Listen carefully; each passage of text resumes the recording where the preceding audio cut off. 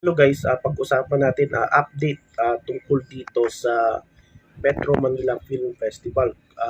Sino ba ang nangunguna sa takilya?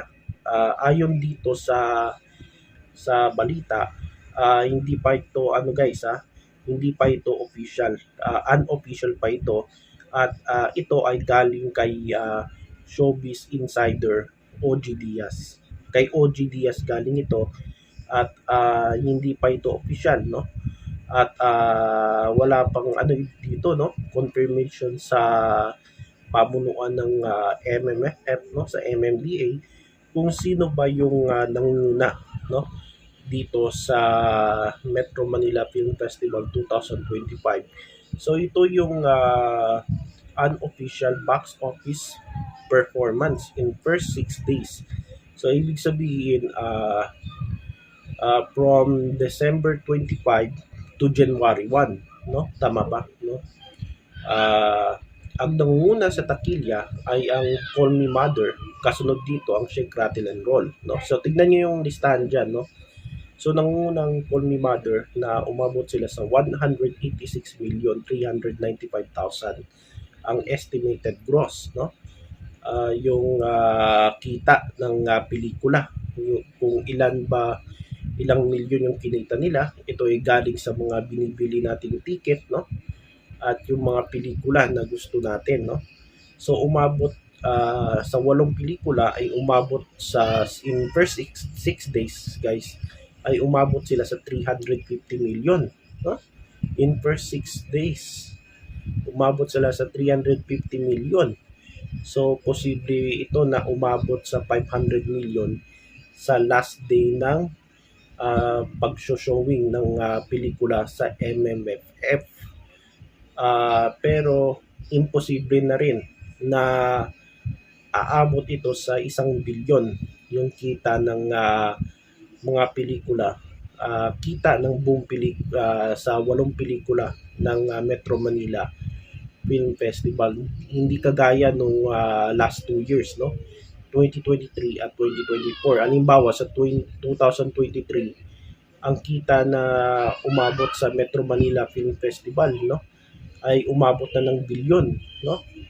Salamat na lang sa pelikulang Rewind ni Dingdong, no, na umabot ng bilyon. Ito na yung highest grossing film ng MMFF at maging sa Filipino movies, no?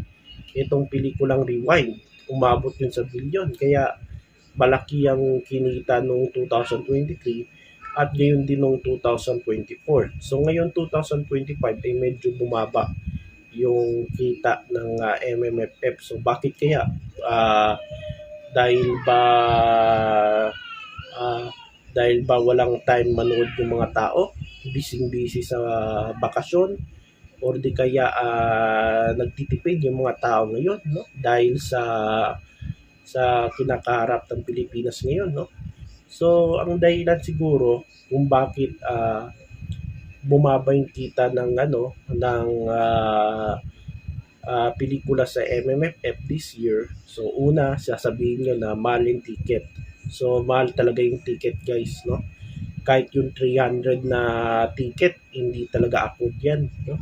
Meron nga nakita ko 400, 500 o 700, no, na halaga ng ticket. So grabe talagang mahal ng ticket, no? Siguro naintindihan ko din yung yung mga SM, mga Robinsons Ayala, naintindihan din natin yan. So kailangan din nilang kumita, no? Kailangan din nilang kumita, mga negosyante yan eh. Tapos kikita din yung mga producers, of course, yung mga directors, mga talents. Tapos meron ding tax na binabayaran, no? Amusement tax ba yun? So i-check ko kung ano yung tax sa mga sinihan. So ang alam ko, mga entertainment amusement tax to, no? Tapos kaya ako nanood ako sa Gaisano, no? Sa Gaisano ang halaga ng ticket nila is 175 yung nabil kong ticket. 350 in 2 tickets, no? Dalawa yung pinanood kong movie sa MMFF. So umabot, naggastos ako ng 350. 175 yung isa na ticket. So medyo upward din yung ticket na na nabil ko sa Gaisano, no? Ah, Unlike sa ibang sinihan na medyo mahal yung ticket. Kaya nagpaplano na ako ng magay, no? Na mag-ipon para manood ako ng kahit dalawa o tatlong pelikula sa Metro Manila Film Festival. So meron din ng iba, sabi nila dahil nauso na yung mga streaming, no? Gaya ng Netflix, Disney Plus, yung Prime, tsaka yung Viva Max, no? Nauso na yung mga streaming kaya yung mga pelikula ay mapapanood din nila sa streaming. Ang maganda, isang buwan nila na panuorin dyan sa streaming tapos want to sawa ka pa. Maraming mga pelikulas dyan mapapanood mo tsaka mga serye, no? Lalo na yung mga series, no? Medyo na nahiligan na yan ng mga tao, no? Kaya yung mga sinihan ay nilalangaw, no? Pero kahit streaming mas maganda pa rin manood sa sinihan. Bukod sa malamig, medyo aircon, parang relax ka, no? Mas relax ka pa na manood ng sinihan, no? So, yun. So, yung ginastos ko sa 175 yung nabil kong ticket. Nakabili pa ako ng popcorn, no? So, 200 lang yung 250 lang yung gagastusin ko sa sa sinihan. So, nakabili pa ako ng yun, popcorn, no? Tapos nagdala na ako ng sarili kong tumbler, lagyan ng tubig. So, or kaya juice, no? So, wala nang problema, no? Kaya, sa ibang sinihan, medyo mahal talaga yung ticket, lalo na yung mga sikat na, na mall, no? Kasi, halos, lahat ng sinihan sa mall na no? So, ano dapat dito solusyon, no? Sa mga sinihan natin at saka sa pelikulang Pilipino. So sana itong gobyerno natin suportahan itong sinusuportahan naman ng gobyerno itong kaso hindi talaga fully support, no. Dapat siguro kagaya sa ibang bansa, 'di ba, sa Korea, sa Japan, so sinusuportahan din ng gobyerno, no. Ginagastusan talaga yung mga sinihan at saka yung mga yung mga kasangkapan diyan sa pelikula, yung mga pangangailangan nila, no, sa movie industry, no.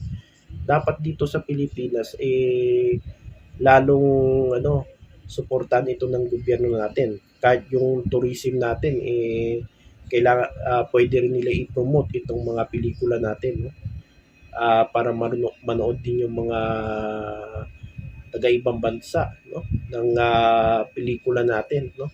So maganda diyan tumulong yung gobyerno natin, no.